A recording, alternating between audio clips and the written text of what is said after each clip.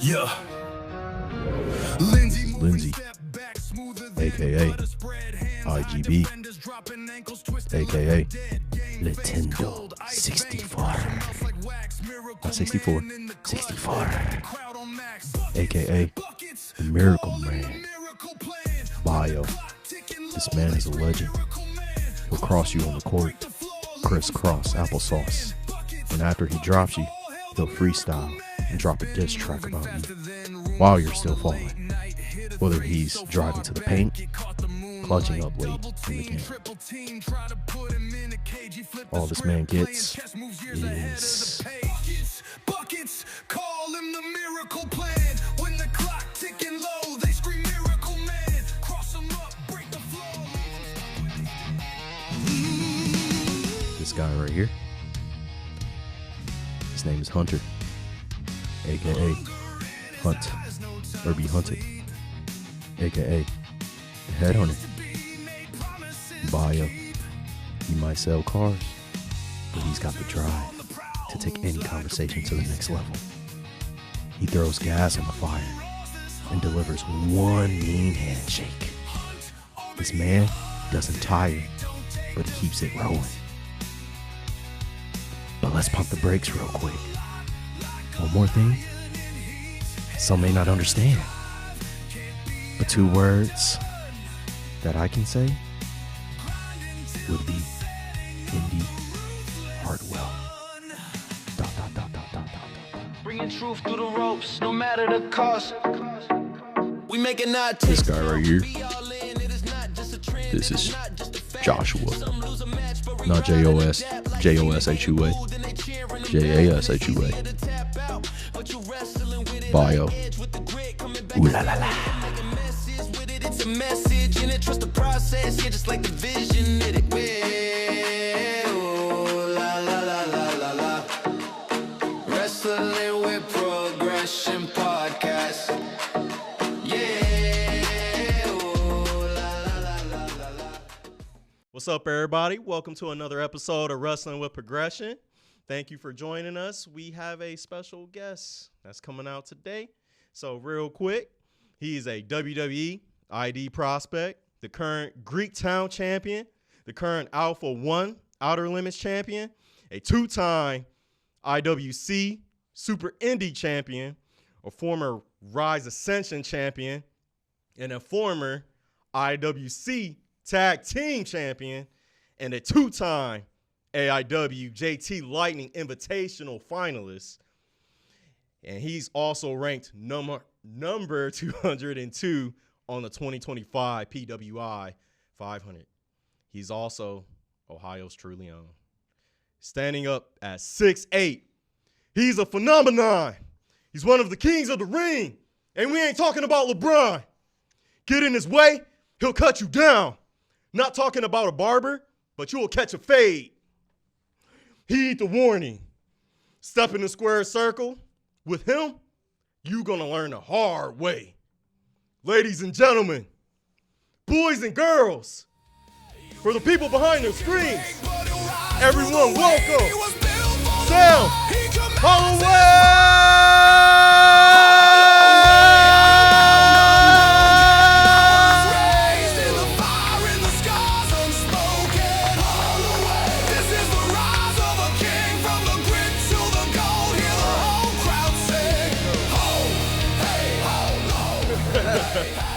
Well, thank you, Sam, for joining us. We really appreciate How it. are you guys doing today? Doing all right, good. man. Good. How about good. yourself? Yeah. Want to get the ball rolling, man? Let's get it. Let's get it. So we always start with this question, Sam. So what led you into wrestling? You know, what led me into professional wrestling, it's always been a childhood dream of mine. Mm-hmm. And like most kids, I kind of grew out of it. But I really fell back into wrestling when the Hardy Boys returned at Mania. I believe that was New Orleans. Yeah. Yes. And yes. Surprisingly saw it off their Snapchat story is when I saw it.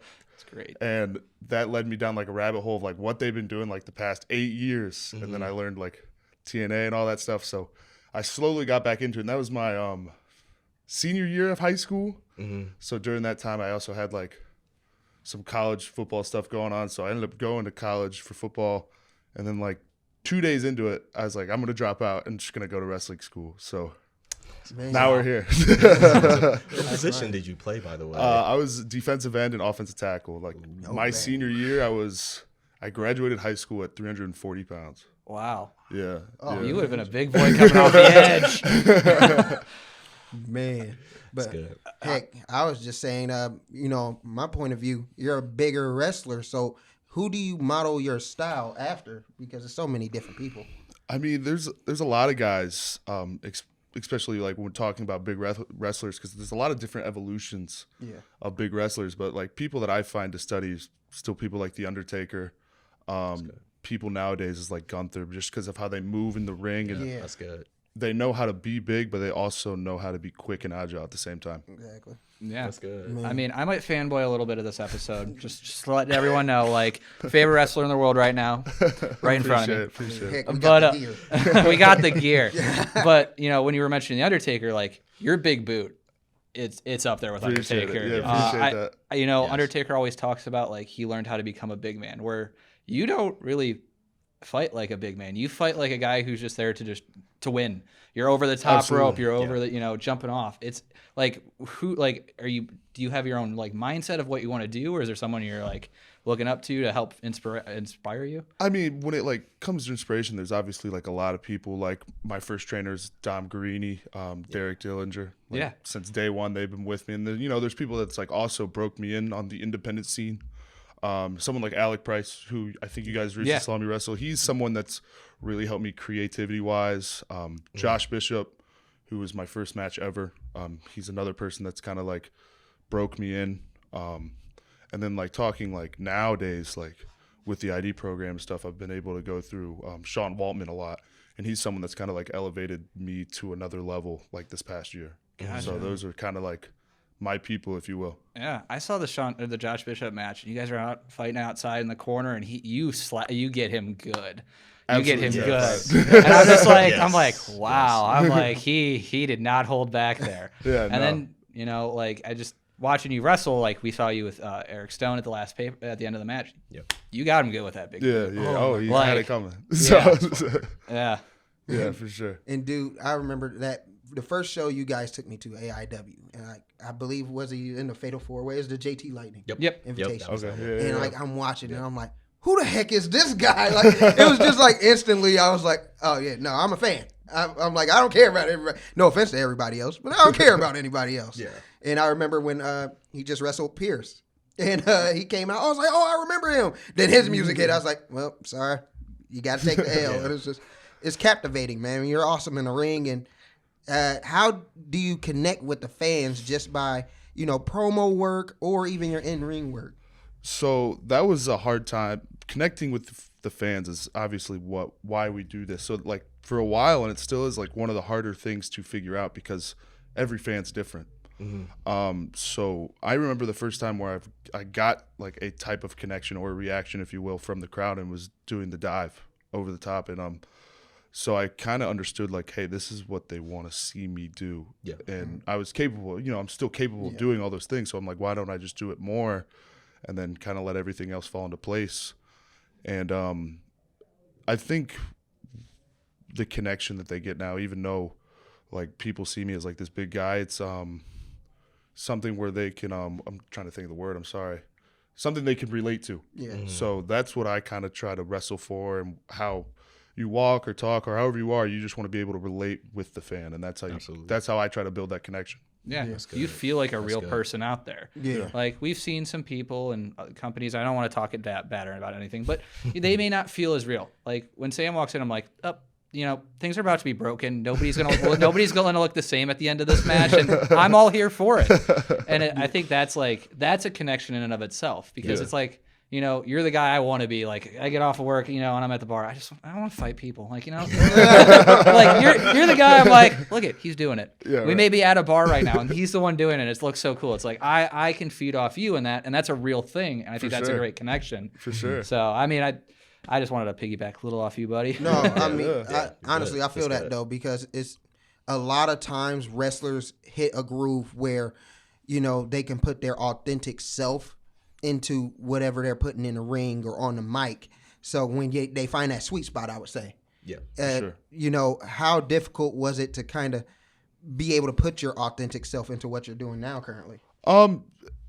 At first it was very hard because it's for me at least, because I'm an introverted guy, I would say. So putting your authentic self out there in front of the people is a little different for most people. So that did take a long time, and then you kind of just gotta say, you just gotta go for it. And that's a lot of things like my coaches have helped me with, where they're like, just go for it. Like you're a likable guy. Like they're either gonna like you or hate you, and regardless, you're gonna get a reaction. Yeah. So you're fine. That's what we want. Yeah. So that's when you kind of understand, like, as long as people react, you're fine. That's, you kind of get over that. Yeah. Hey, what about you, boss man? You got anything? Honestly, that was really good. I was just going to say, like, one thing I wanted to mention. I noticed when you first started, you were like doing a segment, like trying to squeeze a watermelon. You were squeezing a watermelon. Absolutely, yeah. So how did that even come about? That what do you was want to discuss. One of my coaches sending me a video of Bobby Lashley breaking the watermelon on social media. Doing that. Yeah. And he's like, "Hey, you need to do that for your first promo." And I was like, "Anything else?" And they're like, "Figure it out. It's like, you're a wrestler now. You gotta come up with this video. Like, this is your job." So I think I'm trying to remember. I think I knocked over a tree in that promo as well, which needed to go anyway. It was in my yard, and we wanted to build a fence, so we had to get rid of the tree anyway. So we just saved it for the video. So that was, just doing things the hard way. Like, you could just use a knife and cut the watermelon, but why not just crush it? Same thing with the tree. Yeah. Yeah. I understand the nickname now. The hard way. Yeah. I love it. I do have a question. So, Yeah. we can recognize your theme song if we're out in the crowd. It's a really good theme song. But I was just curious, if you had like one band, one singer, anybody to create your own theme song, do you have like an artist you're like? I do have an artist, and it's funny. I don't know if you guys like picked up onto this, but that Bull on. Do you guys know who sings that cover for the Bulls on Parade? I do not. No. It's Denzel Curry. Really? So he's my favorite artist. Okay. Wow. So once he made that cover, that's why I made it that song. So if I had to pick any artist, 100% Denzel Curry. For sure. Wow. Yeah. That's awesome. Yeah. I wouldn't have even picked up on that. I'm gonna be honest. But I would say, hey, I mean, we were at that show where you wrestled Mike Santana. You deal with so many AIW grown wrestlers, and then also others that might be from TNA coming in. How's that experience with dealing with those wrestlers coming in that are active in like TNA or maybe WWE, things of that nature? I'll be honest with you guys. It's kind of scary at the moment because it's a test. Yeah. That's why I appreciate places like AIW so much, because it's really sink or swim moments. And every time you step in the ring with somebody that has that name value, like, you want to test yourself, even though testing yourself is probably the scariest thing we do. Yeah. It's something that we all need to do. So being able to test yourself at places like AIW where they test you so much, it really just lets you grow as a performer. So it's definitely terrifying, but it's something that you definitely need to do if you want to continue to grow as a professional wrestler, for sure. Absolutely. Absolutely. We were talking before you got here, and those Mike Santana chops may have been the loudest things I've heard ever. Top three worst chops I've ever had. Yeah. For sure. I don't know how you got through that match. We were sitting there like, Josh, I think at one point crumbled to a knee. I was sitting there like, man, I don't know what's going to happen. Yeah, no, the top three for sure. Like, I was like watching his film, obviously, and like, this guy's gonna hurt. I was like, I gotta be ready for this one. I think we weren't sitting in the seats. We were standing in just general admission, and we felt those like 3 rows back. Like, those were loud chops. Ooh, and then to us, that was match of the night for me. That was match of the night. But moment of the night was that at the end. Yeah, that big boot. Choke slam, or the slam on the choke casket. Slam with Eric in the casket. Yeah. Like, did not know he was still the casket. Oh wow! I got a. Me and Eric was very mad at me that night. Gotcha. Worth it, 100% worth it. Wow. Oh my god. Yeah, no, that was a sick choke slam. I thought the boot was the craziest part, and then the kendo sticks happened. Yeah. The kendo sticks were. Which I didn't even realize, to be honest, with the whole kendo stick, because I was just kind of going off emotion at that point. Yeah. And the following days after, people are like messaging me like, "What was up with the kendo stick, dude?" I'm like, "What are you even talking about?" And I had to go back and watch the stream, and I don't even remember picking up that kendo stick and just destroying Chuck with it. Yeah. But Yeah. it happened. It was just all emotion at that point. Oh man. Yeah. But I mean, like that, it's a memorable moment. And For sure. regardless, I mean, like, I just remember, like, because me and Santos were talking about it, our buddy, you guys remember Santos? Love Santos. Santos is the GOAT. But we were talking about the show, and I was just like, I'm like, dude, I can't wait for the next the next show already. Like, I'm so ready for it. And it's just like when you go into the mindset of these matches, it's like maybe not every match is a WrestleMania match, but it's you learning, you're growing. Like, what is, like, we have a whole new year coming up. What is that looking like for you? Are you looking for more that level guys, or? Yeah, I think, like, for the year 2026, that'll be my 4th year doing professional wrestling. So every year I felt like I've gotten better. And every year we make these checklists of goals. And every year I have success. Like, I've happily and humbly gotten all those checklists and gotten all those goals. So for 2026, I just want to be tested more, and I don't believe I'm anywhere close to, like, my final form. Like, I think we're far away from that. So it sounds lame that I want to continue to do the same, but that's kind of what I want to do is just, like, every show test something, get tested by another opponent, just continuously breaking down, like, those barriers that I have for myself and just continue to grow as a performer, for sure. That's good. That's really good. Yeah. So what can you say, like, how do you adapt in situations when you go through those challenges? It really is just trial and error.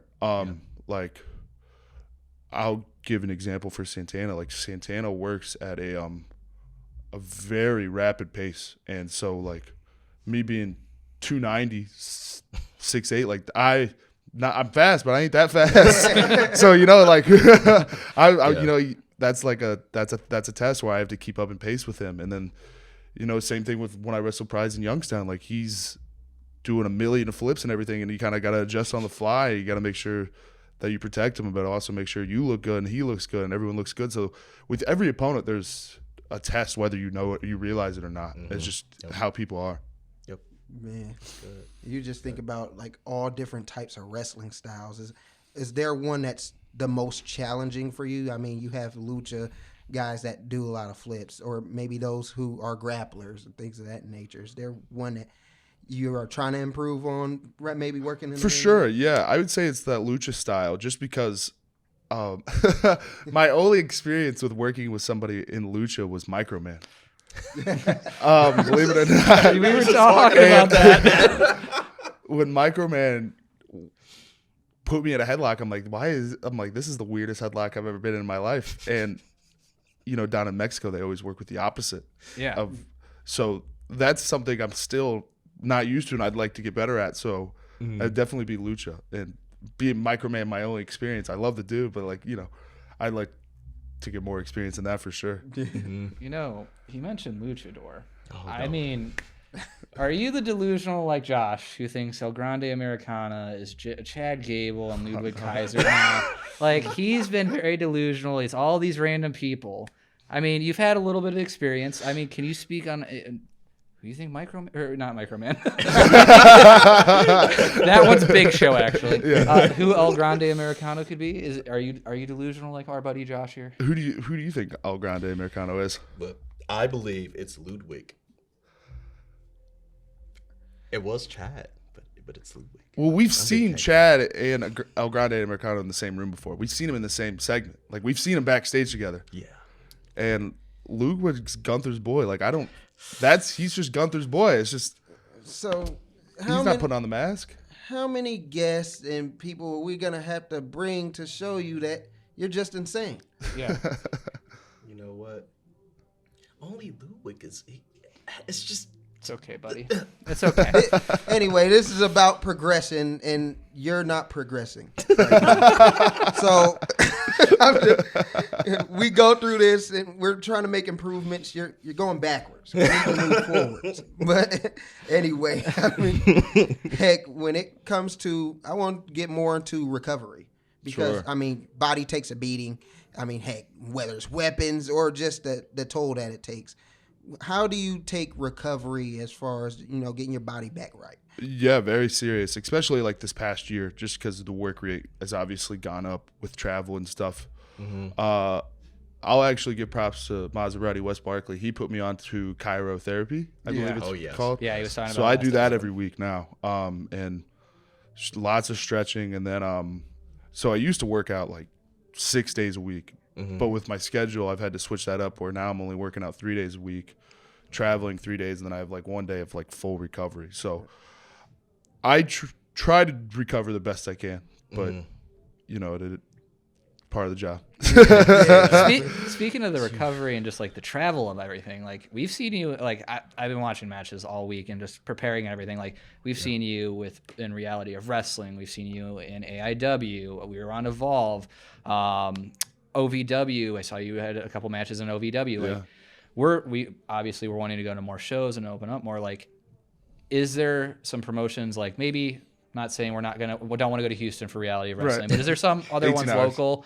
Like Wes was mentioning New Buffalo to us last episode. Is there like shows you've been on or places you've been you recommend? Yeah, one show that I believe you guys haven't heard of, but it's one of my favorite people to work for and promotions to work for is ETU Expect the Unexpected. It's out of New Jersey. Oh, wow. CPA wrestles there a lot, right?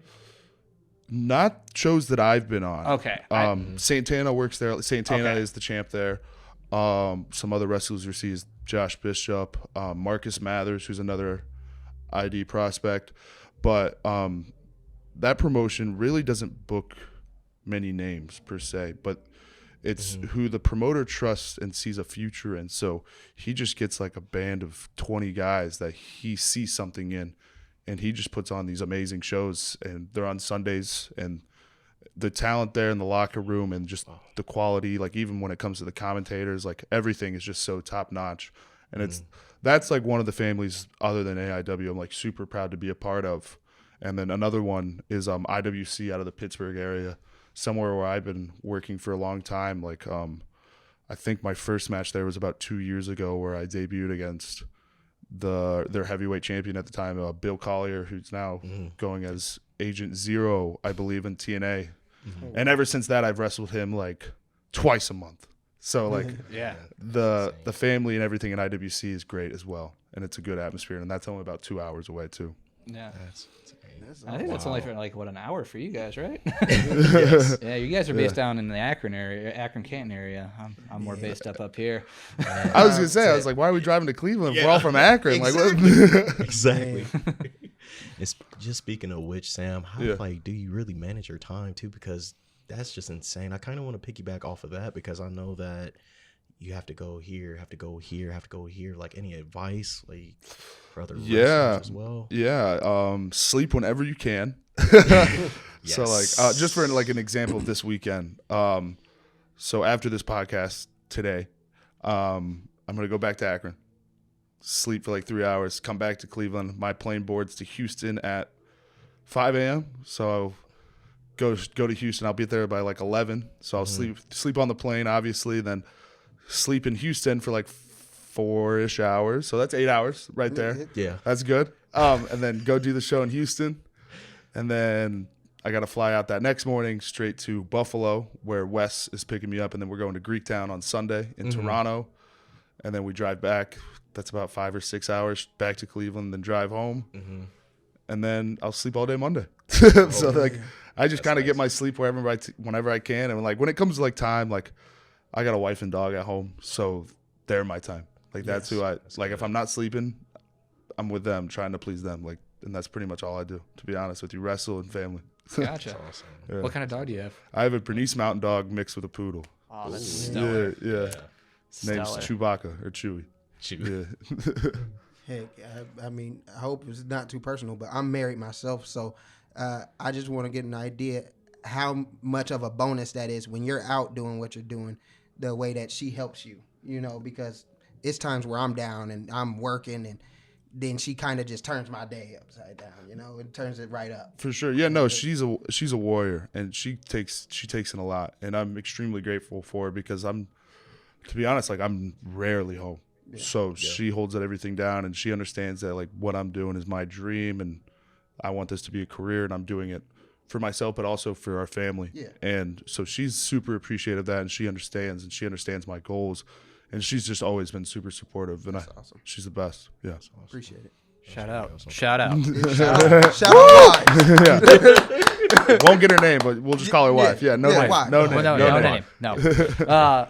But so with you wrestling, you've only been wrestling. It's only been like what you debuted in 22, right? It's been about 3.5 years. 3.5 years, and like we've seen major improvements. But like, what is one thing in wrestling that you know now that you wish you would have probably known sooner? Ooh, the moments. So, and it's a big thing on wrestling today, especially I feel like on the independent scene. Everybody wants to do all of their moves in a match, but no one really thinks about what to do after you hit the move. And so that's one thing that I've been very not curious, but that's one thing I've been working on a lot is I hit a big boot. What am I doing after that big boot? And I've been thinking like things like that because that's what makes the move memorable. Yeah, absolutely. Because everyone remembers, oh, right after you hit Chuck Stone with that big boot, you ripped a promo and you turned AIW upside down. Like, so that's where I've been trying to elevate my game, especially the past 6 months. Is why am I doing this move and what kind of moment is it making?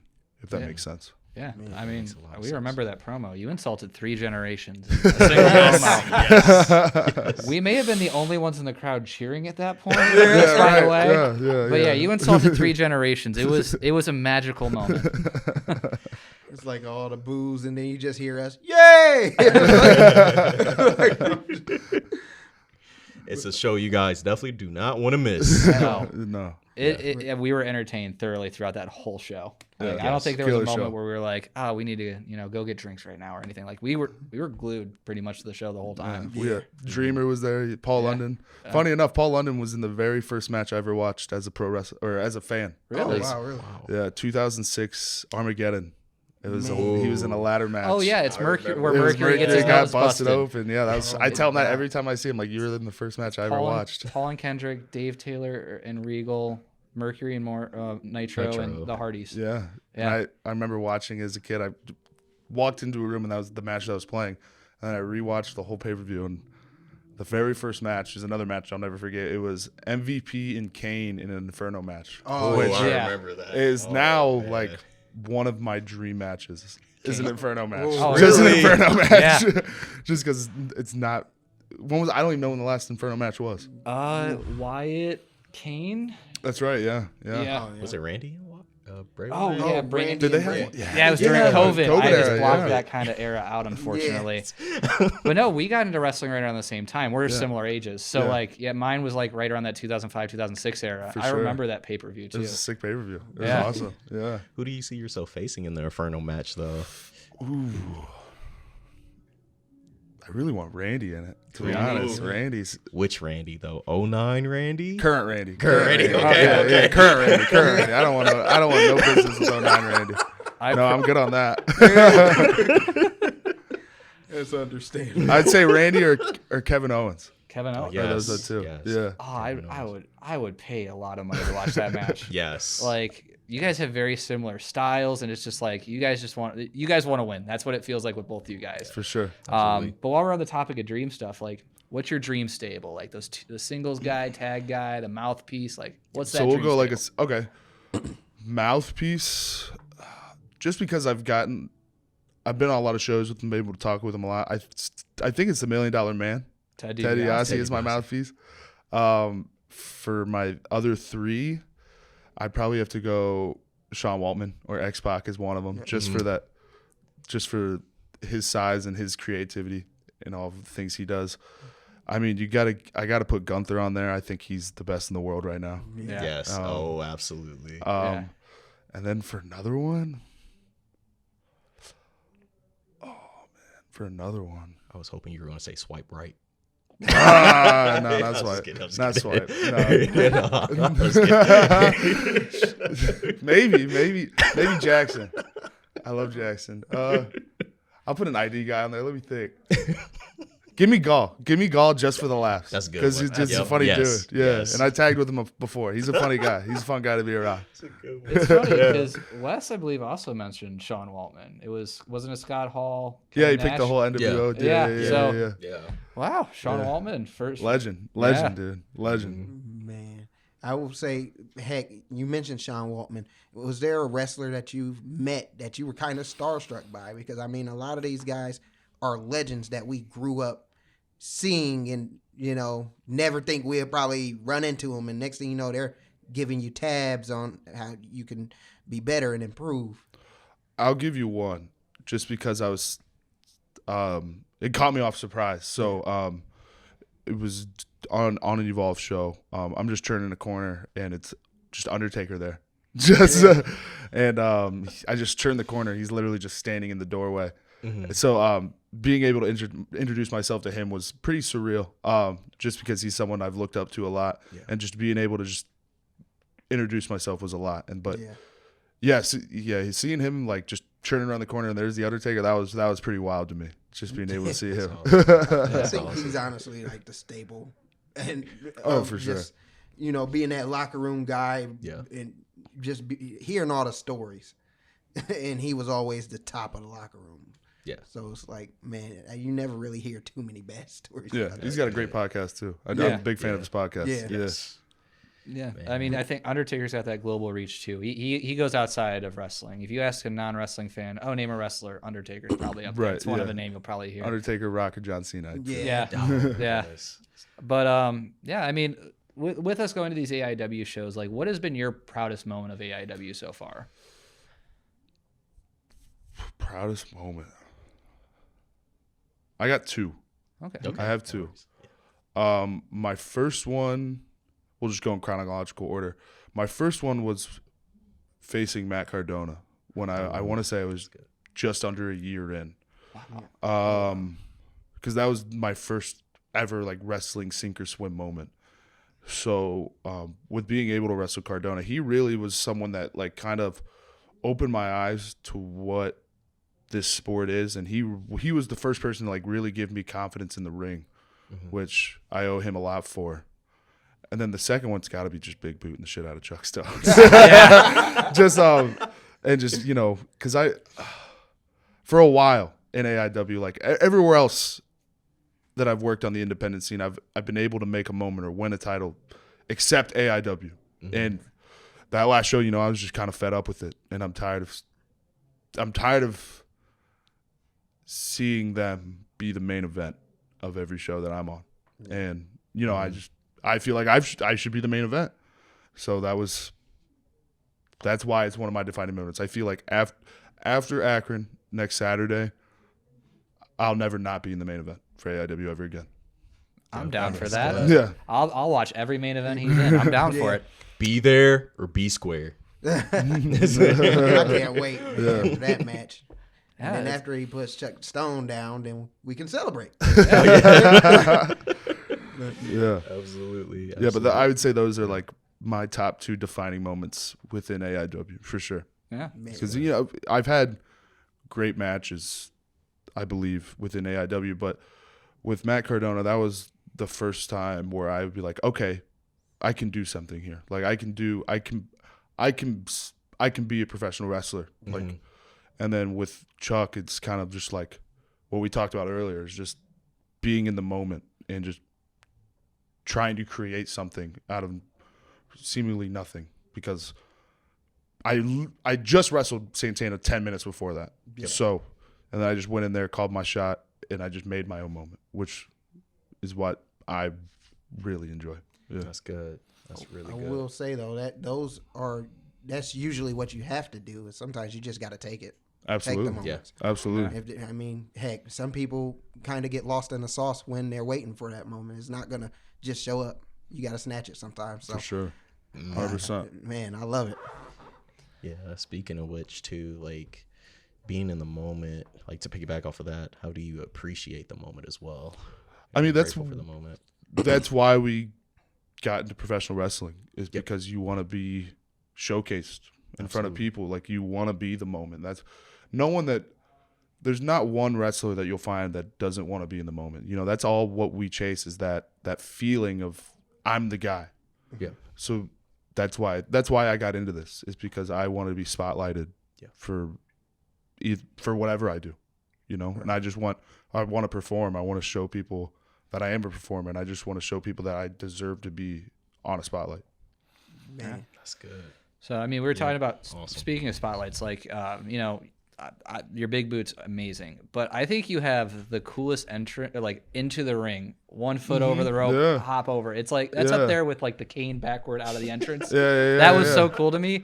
And then on Evolve, we saw you into the corner. You went right over, right up top. Like, I don't think a man your size should be moving that quick. So, like, just like, how are those moments like where it's something small like that spotlighted like that? That's another thing. Like, I've been trying to like find is just uniqueness, and you know, you can look for it all you want, and you're supposed to, but sometimes it just happens organically. Like, when I do my step over on every entrance, I just tried it one day. And then everyone in the back was like, hey, you're going to do that every time now because no one else is doing it. I'm like, and I don't remember how I found it, to be honest. I think, so I also do that into an elbow drop, which I think Dom Garini, my trainer, is the one who found that move. So I just used it to go into the ring one day, and then it kind of just stuck from there. And everyone's like, yeah, do that every time. It's different. And so even it's just trying to find ways to be unique in everything you do. So kind of regardless of how you find it and how you do it, once you found it, you'll know you have something. Yeah. Speaking of Dom, I do have a question. We were talking about this at the show. Yeah. Besides probably obviously a big boot from you, have you ever seen Dom ever in pain? I think that man, I've seen him take so much pain. And like he dishes it right out. And it's like, I'm like, Dom looks like somebody who could hurt me really badly. Dom is someone I've never really shared the ring with besides in that 4-way. Yeah. But I have seen Dom in pain one time. I want to say I was still very new. And I went to a GCW show in Detroit where he was in a tag team match with his partner Kevin Koo, and I don't remember who they wrestled exactly, but they were in like a hardcore match where there was a lot of glass, and that was one match where I looked at him like, yeah, he's messed up. Like, I would say that's the one time that I've seen him in pain for sure. So so that man has to go through a ton of glass to feel any pain. And he's on. I think he's been on every AIW show I've been to. So like that's one cool person you see at all the AIW shows. For sure. You've been at all of them. I'll never forget you hanging up on the top of the U-Haul. At the Wrestle Rager 9. That's the wrestler spot at Rage. I forgot about. Yeah, we all sit up there. Because we got.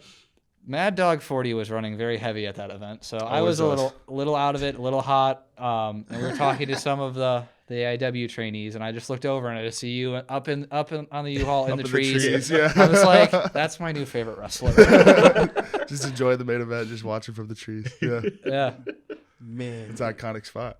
Heck, I was thinking we were talking about chops earlier. A Garini chop, man, it's kind of different. I've ate some of those before, just in training. Yeah, they're tough. Yeah, for sure. I mean, just like his physical style, but just, even the entrance, you know. Yeah. When that song hits and the whole crowd just goes, and I was like, that's kind of how I feel with your entrance. Your entrance has an impact when you walk into the ring, for sure. Especially when that guitar riff hits, and then it just drops and he steps right out, and I'm like, man, that gets the whole freaking place blowing up. Yeah, I do have some bad news for you guys. We can call it like a podcast exclusive, but in Akron, we will be having new theme music. The Bulls on Parade's gone. Yeah, so I hate the whole town. Yeah. Ooh. Yeah, we'll be getting new theme music on that day. Can't wait. Don't worry. We'll know when you're coming out. You'll be the main event. Yeah, exactly. It's still good. It's you'll like this music too, but it's no longer Bulls on Parade. Can't wait. Man. Yeah. Sorry, I have so many questions. I've just kind of been riffing. Yeah, crack out the notes then. I do have to ask, has there been a favorite match you've had that maybe not a lot of people have seen that you want more people to watch? Ooh. It's got to be one in Greektown in Toronto. The very first time, my very first match in Toronto is me and Bill Collier, or Agent Zero, for the Greektown Cup that I now have. Yeah. That first match was one of my favorite matches just because 2 weeks prior, me and him were in the main event of IWC, and that was our first time working. So it was wrestled at IWC. 2 weeks later, we wrestled in Greektown. So we were learning each other in IWC, and then Greektown, we were really able to get it going. And like he's the only other person on the indies to also do the same dive as me. So we were able to like do some stuff where he did the dive, threw me back in. I big booted him back to the floor, hit the dive. And, you know, that's a moment where like people have never seen that before. Like, and no matter like what company, like no one's seen back-to-back dives like that. So what me and Bill were able to do in that match, and especially in like front of a Toronto crowd, which in my opinion is like one of the hottest crowds in wrestling, it was just very easy and very seamless, and everything we did just made sense, and it was a very fun match to do. Yeah. That's awesome. I know what I'm watching tonight.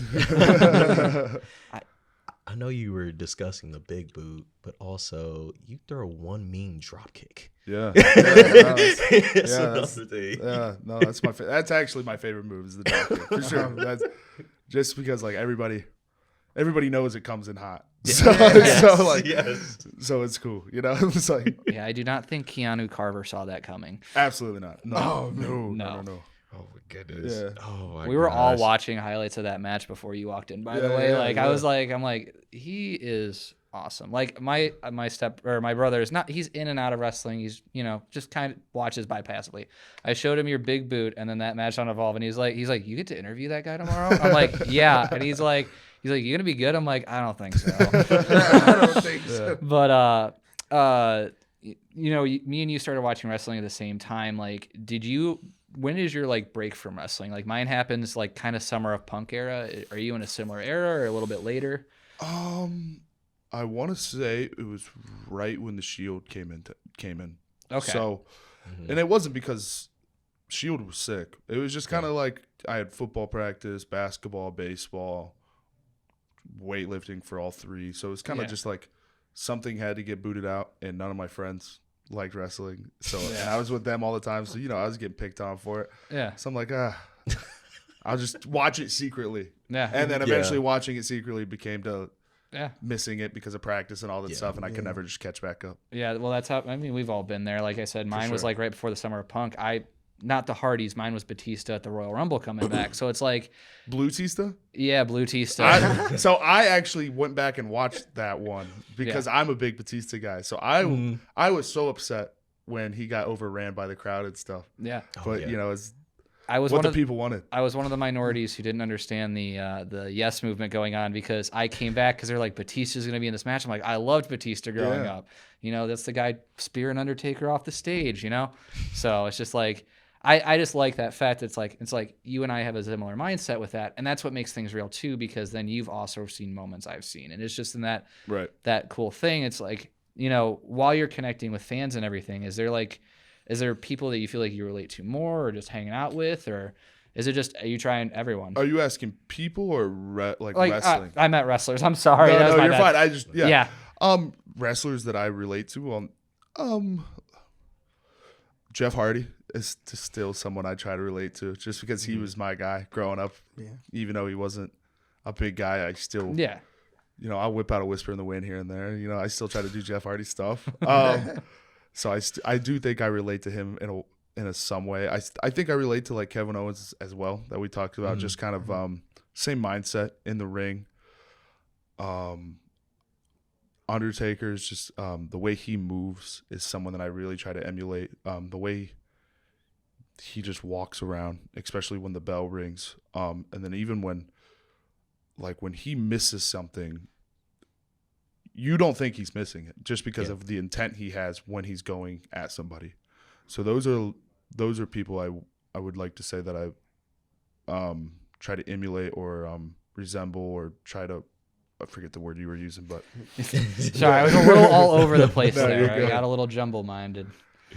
Yeah, Lindsay, you have anything? But heck, I would just say, mentioning the Undertaker and emulating kind of that style. What is something that kind of feels like you implemented from yourself? So what I mean is just you're adding your own flavor to your own moveset or your own style. Yeah, sure. And I think like a lot of that has to just go to like how you get into a thing. Like I could throw a regular elbow drop, but me stepping over the rope and catapulting is a little different. Yeah, absolutely. Same thing with the drop kick. Like a lot of people nowadays will just do a standing drop kick, but very rarely will you see somebody go full speed into it. And that's like a thing that going full speed into something is something I think it hasn't gotten lost, but you don't see it as much. Yeah. So that's something that I always try to do is like every move, I'm going to try my best to get like a full sprint into something just because it's different and it looks more impactful. Yeah. For sure. Yes. Surely. But I mean, heck, it's like the drop kick. Mentioning that. Gunther does that from time to time too.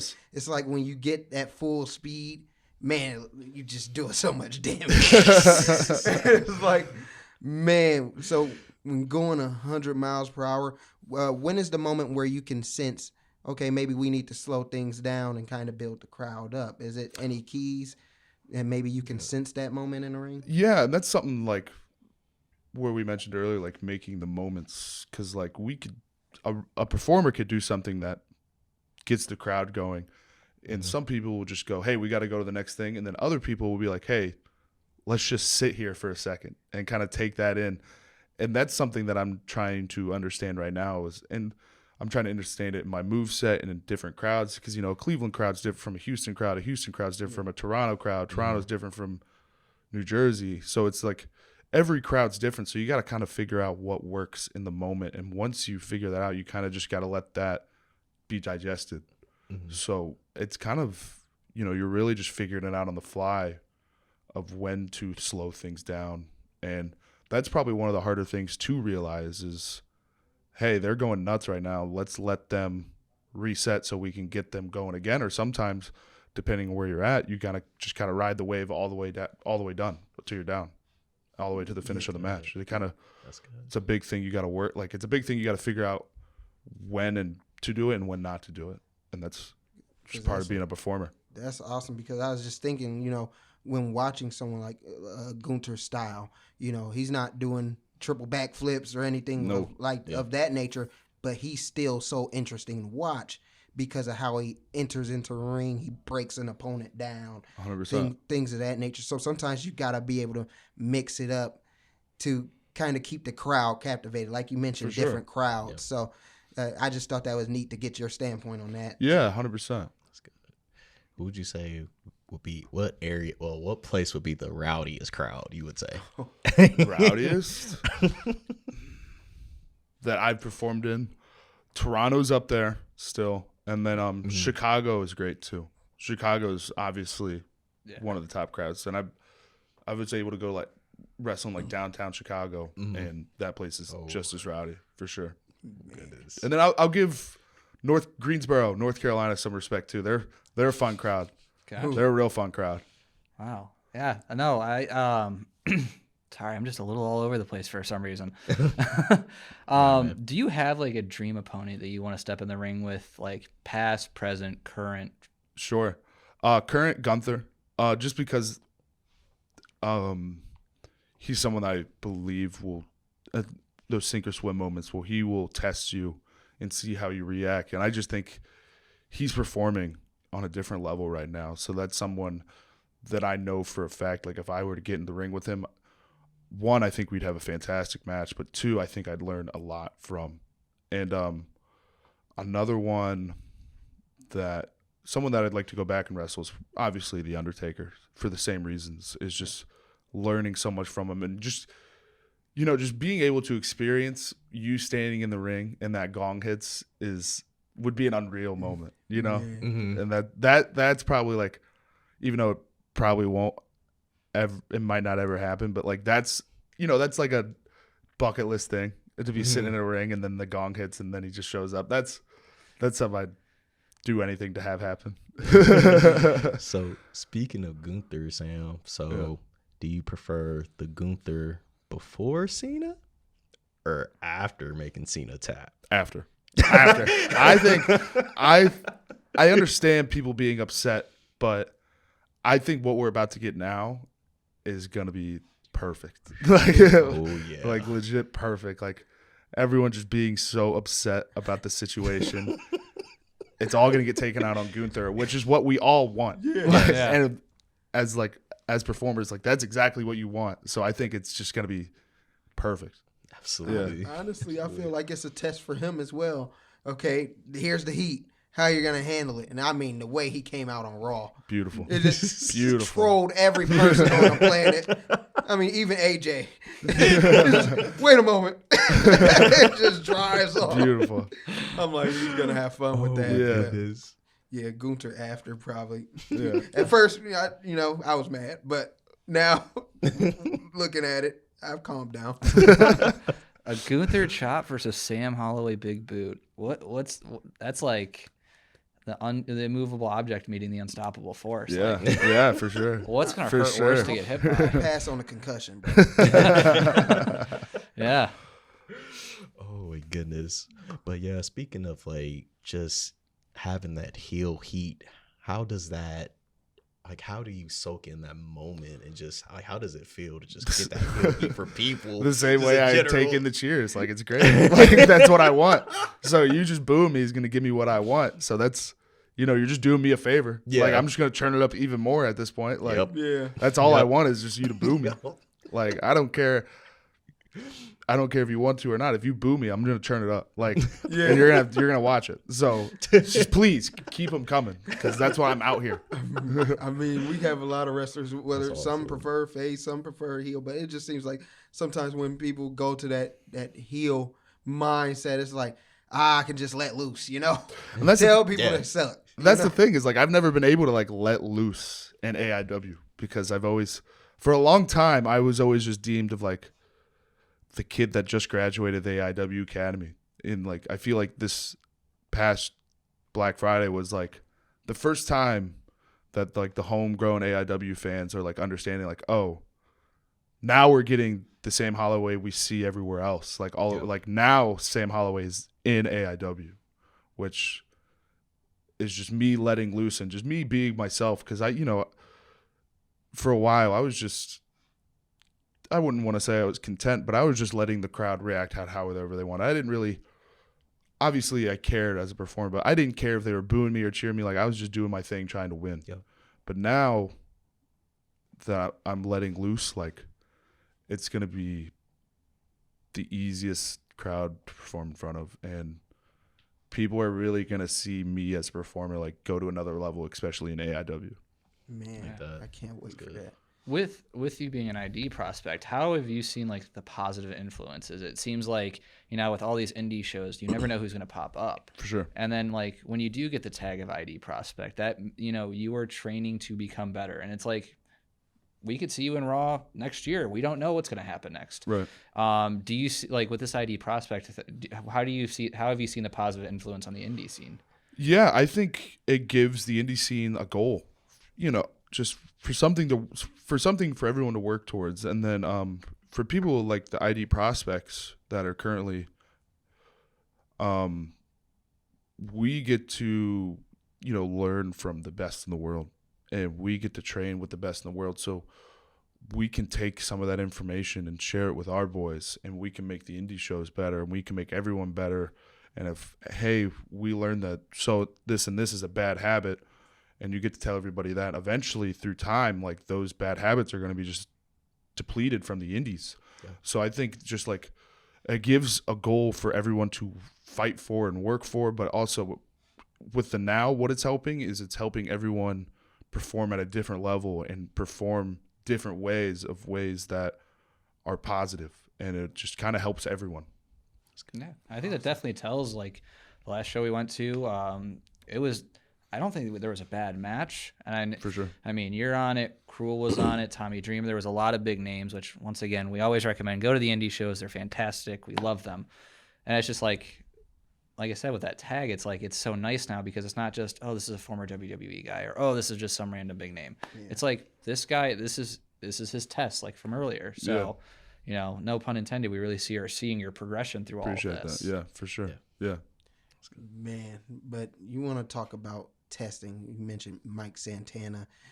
Was there a moment where you felt like you may not been able to pass the test, or feel like, I'm running behind in this match, or, maybe a little bit of doubt creeping in? Yeah, no, for sure. Like there's definitely like some tests that I don't feel like how I wanted them to turn out. One that I will always remember is my debut match. I don't believe I was ready for my debut match. I just wasn't ready for the moment of I didn't fully understand like the situation until like 2 minutes before I went out. So, just working with the nerves and never really performing in front of a crowd, because a lot of things, so like AIW, the academy will put you in other places where it's kind of a live audience, so you can get reps before your big debut. I never really had that, and opportunities were given to me, and I just didn't do it, which was 100% my fault. But that debut match, where obviously it's your biggest test, I was not ready for that one, just for the moment, and I let my nerves get the best of me. But looking back on it, even if you fail, like, I still learned, and I was still able to walk out of that match and improve. Like, failure is fine. Like, you can fail all you want, but it's just what you do after failure. Yep. And that's how you progress, and that's how you grow as a performer. That's how you grow as a person. Yep. So, like, the biggest thing with these tests is, like, you gotta be okay with failure. You're gonna have to accept failure, because you're doing the test. Yeah. Everything that matters is after. You can pass the test and you can keep killing it, or if you fail the test, you got to figure out why you failed, fix that, and then get ready for the next one. Right. That's good. Yeah, but even if you weren't ready at that time, you had to get thrown into the water at some point. 100%. So, and like any show that you've been on, like 24/7, anything could happen. Like with the choke slam, you didn't know somebody was in the casket at the time. No. But if you don't get that first moment, then when are you ever going to get it? 100%. So, for sure. That's good. Man, That's really good. but heck, you got anything? Look, I'm going to continue to be transparent with you guys. You guys are doing awesome. That's all right. I understand. I have notes You guys, too. no But heck, I just say, heck, this is a good one. What areas of your game do you feel still need growth? So whether it's promo work or something in ring. We'll talk about the promos, just because, especially on the independent scene, like, you don't see a lot of promos. So, cutting a promo behind the camera is one thing, but getting the opportunity to actually cut a live promo is something that you don't get to see often. So that's something that I would like to work on in 2026, just because you never know. Like, someone just might hand you a mic and say, "Hey, you got to kill 4 minutes on this show. Go cut a promo." So, like, I want to make sure that I'm ready in those situations in 2026, and I want to make sure that I'm not only ready, but I thrive and I have a good promo and all those things. So I'd say, like, promos is an area where I think that I could still very much grow in, for sure. That's awesome. good. Who do you like to study for your promos? Like, observe, you would say? I'd say study-wise, I'm a big Batista promo guy, just because they felt really real. Like, I'll never forget the Batista promo, I believe, where he's in a wheelchair. Give me my spotlight. And he's just like, "I quit." Like, that promo is engraved in my mind forever. And then same thing with the "Give Me What I Want" promo. Like, people like meme those promos and dog on them, but those were like so real to me. Of him just like spitting on the mic, just yelling, "Give me what I want." Like, I want a moment like that where he's just barking at somebody. Like, those are my favorite type of promos, for sure. Yeah. I think the reason why that one promo where he's just like, "I quit," was because he actually did. He was just gone. I don't remember. I would imagine he had movie or I don't really No, he remember. went to do MMA. Oh, really? He did MMA, and then he started did act. MMA. He was like trying to act, and then he got Drax, and that was what ushered him. I love Dave Batista. Being in that wheelchair, give me my spotlight. And they just cue the spotlight down. And I mean, awesome. heck, even the Rey Mysterio, our favorite, "You're supposed to be my friend." Yeah. Like, those are all unreal Beat the moments. dog crap out of poor Unreal Rey moments. Mysterio, man. Rey Mysterio took some beatings. Still taking them to this still. day. Still. But Is there a match or an event you wish you could have attended in person? Like, In person.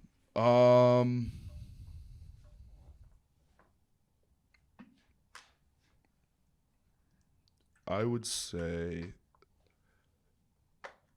I would like to have attended the Undertaker versus Brock match where the streak was defeated, just to feel the energy in that crowd, because I was there in Philly when the Undertaker came out during the main event, and like the energy of that was unreal. So I couldn't imagine the energy of when Brock took the streak. It wasn't great. I was Were there? Were you there? I was up in the nosebleeds, but the match right after that was the Divas Battle Royal match where AJ won. It was a bunch of divas. Nobody talked that whole match. You could have heard a pin drop. And then it was... That's amazing. Like, yeah. In my opinion, like, that's amazing yeah. to create a moment that big where, like, unfortunately, the next match had to get the repercussions of it. But to be there in the moment where it is a stadium full of thousands of people and there's not one word being spoken, like that is... You could have heard a pin drop. I remember, because it's the Divas match and then it's the Miracle on Bourbon Street. It's the Daniel Bryan winning it all. I remember as we're walking out, everyone is going, why did The Undertaker lose? How could The Undertaker lose a streak? So that is a very good match to be at. I would agree with you. Yeah, for sure. So, man, looking at somebody like Brock, though, you know, I was hurt. But then you talk about the resume and Brock Lesnar being Brock Lesnar. You're like, all right, I can live with it. I mean, just, freak athlete. And then it's like, I'm just sitting here waiting like, oh, well, he's older now. He's just going to get less athletic. And he doesn't get less athletic. No. What are you doing to work out and just still be this quick? I think it's his explosiveness. I think it's him being a farmer.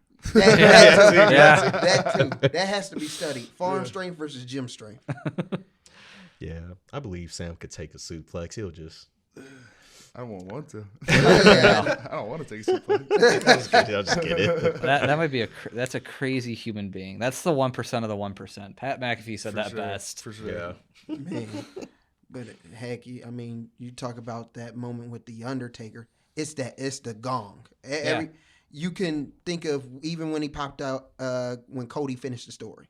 Yeah. It's like I think some of us were expecting the Stone Cold thing to happen, but you heard the gong and you weren't disappointed because it's iconic. I was say the most unreal thing that I witnessed live, like at a wrestling show, was that moment. Unreal. Like, my God, that was the Avengers getting together moment. Right? No, seriously. Yeah. Well, so. Has there been an event in person that you're like, oh, this is just mentioning that one? It seems like you've been to a couple. Has there been like another like big Mania match or anything that you're like, you should have been there in the crowd? That crowd was. I think it was the same WrestleMania. Because I've only attended the Philly one. Was that Gunther and Sami Zayn? Was that year? Yes. Was Sami Zayn. Yeah, Sami ends the Intercontinental streak. Yeah. No, that was night 1 or night 2. I think it was one of the nights, but yes. Yes. That one was a different one, and I don't know if I'm allowed to say this, but I will. Night 1 of the Philly show, Philly night 1, I was a medical for the ladder match. So running onto the scene was...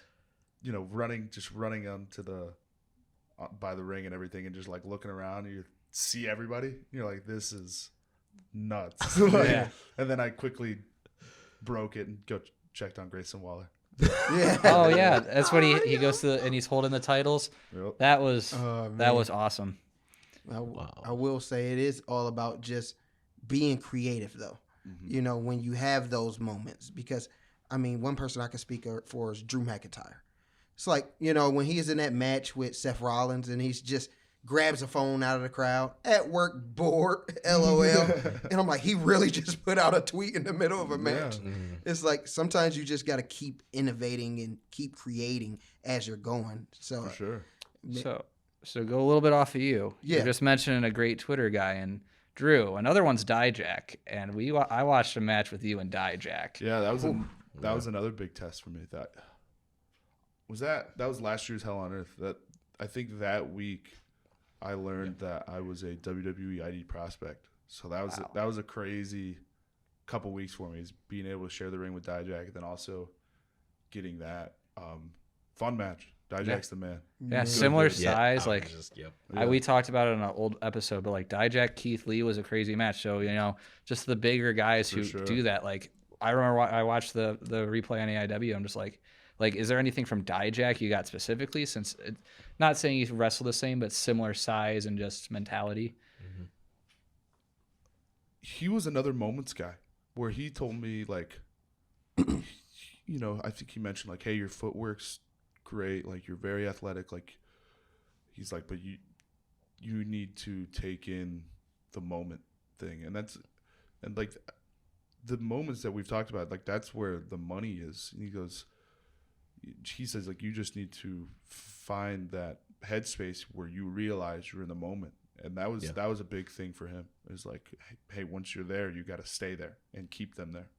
So that was a cool thing. That was like my first time hearing somebody say that, to be honest, actually. So that was very cool. That's good. Yeah. That's really good. I will say that, sometimes you can kind of see when a wrestler hits that switch on understanding moments or slowing down just to kind of soak in, whether it's the cheers or the heat. Yep. And then taking it from there. Okay, the crowd's upset with me. I'm about to ruin their day at this. They're going to hate me after this, just because, do a dive outside. Going headlock. Boo me if you want to. And it's just like, even something that's little, it might seem little, but those little things build up so much heat. Right. And I feel like, that's awesome to be able to kind of learn from other wrestlers as you're going along. Yeah, for sure. That's good. And go ahead. Oh, you go ahead. I was just gonna say. So I was also looking at some fun wrestlers. I couldn't find matches for, but one of them that really got to me was Masahiro Tanaka. You were in the ring with that man. Yes. And you remind me a lot of Mike Awesome, just in a similar vein. Like, how is it sharing the ring with him? Awesome. So I was able to like spend the whole day with him, obviously, and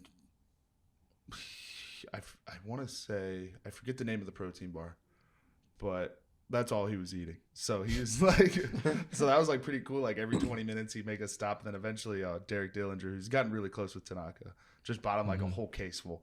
And so he was able to just chill at the show. But that was like the first time. So I was in there it was me, Derek, Tanaka, and Filthy Tom Lawler. So Tom has done work in Japan and stuff, and he's unreal. But that was the first time as a wrestler I had to deal with like a language barrier. And I didn't know what to expect, but then that's when you learned like pro wrestling's a universal language. Yeah, so absolutely. I we were just talking about the match and stuff, and I said butterfly, and he knew exactly what I was talking about, like a butterfly suplex. So like that's when I realized that there really is no language barrier when it comes to professional wrestling, because everyone just understands the sport. So, and everyone knows when to do what move, and everyone understands the formula. So that was a very cool moment to me of like really seeing what everyone's talking about, like that it's all the same language actually happen, and being able to work with him was awesome. And he is still like jacked, like he's in incredible shape for what he's done. Yeah, that's awesome. Well, with that and with the the language barrier, is there anywhere outside of maybe the United States or other places that you want to go and wrestle at and be on shows for? For sure. Japan's one of them, just because of the style and the aside from in the ring, like the lifestyle that they live and the food and the culture. I'd be very interested of learning it for a while. And then another place where I just think like the wrestling's fun is like Germany and that side of the pond. And just like, I have a buddy that I wrestled in AIW, Manders, and he's in WXW, and he's over there all the time. And seeing his work over there, and it just looks so fun. And everyone talks about those crowds outside the U.S. just being unreal, and it's like that on the independent scene too. So just being over there and to wrestle in front of that crowd would just be a cool moment as well. Man, that's awesome. Absolutely. I mean, because heck, you mentioned like while we were talking about language barriers and wrestling other talent from across the globe, we even got to talk to Priscilla Kelly, and she kind of mentioned that. Yeah. Is it? That's pretty much the same question, but is there an arena? I should say you want. So you have people that want MSG, you got Tokyo Dome. There's iconic arenas. Is there one that comes to mind? Like, I want to be in that building one day to, perform, obviously. I think it would have to be Madison Square Garden, just because I saw my friends or my fellow ID prospects got the opportunity to wrestle in MSG. And so, like, once I saw them do it, I was like, man, that's like a realistic, achievable goal that could happen, that I could try my best to make happen sooner rather than later. So seeing Jackson and Sean Legacy get that goal down and seeing how electric that crowd was and how great they did, it kind of just itched me to be like, all right, that's what I want to do next. Like, that's what I'm going to work towards, is to be in that moment. And so that was like something where I want to see myself doing, like, soon. And obviously Tokyo Dome as well is just an unreal wrestling history spot to wrestle in. That's good. Speaking of, one thing I was going to mention, dude. So your match with Jasper Troy. Yeah. So WWE ID versus LFG. Mm-hmm. How was it? Just like, as in, just wrestling, just competing against each other. It was it's hard to Yeah, no, it was great. Honestly, like, Jasper's a big dude, and he's very fun. And it was also very interesting because, like, we've trained together and stuff before, but to see an LFG guy, like, I don't want to say out in the wild, but like not in Orlando, and being able to wrestle him in Houston was just like an unreal, like, kind of like an unreal moment that Booker T was able to make happen. Yeah, and absolutely.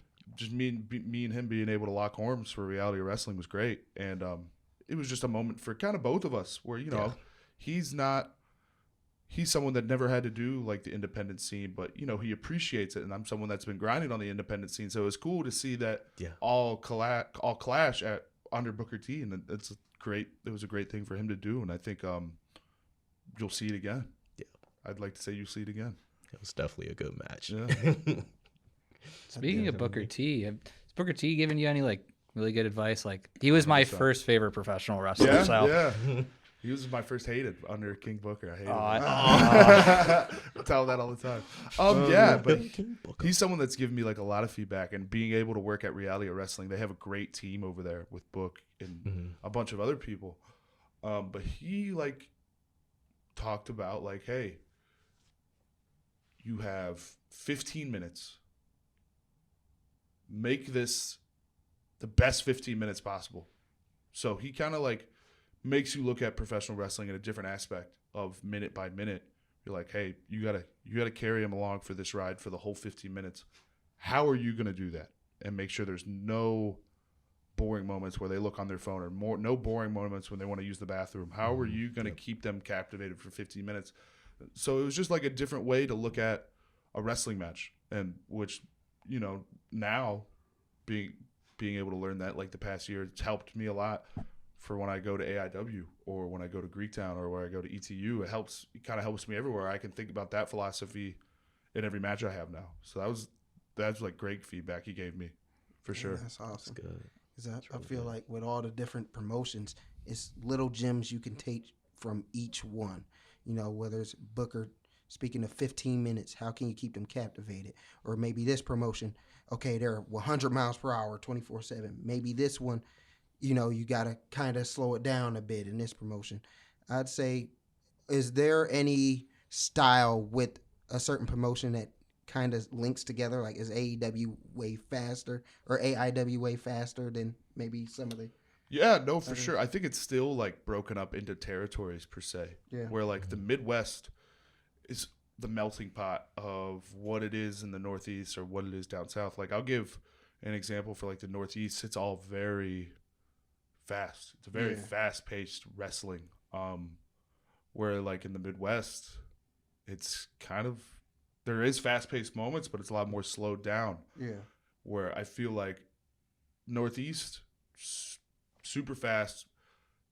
Midwest, melting pot. When you go to, like, Kentucky or, like, West Virginia, slowest. Slowest, punchy kick. They don't want to see any moves. They want to see a bad guy talking trash and a heel or a good guy beating him up. That's all they care about is the story of a good guy, bad guy.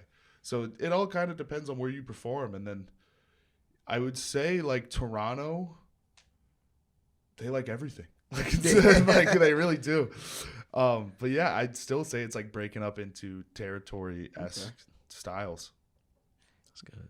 Hey, what about you? Anybody? I can go back to the cards.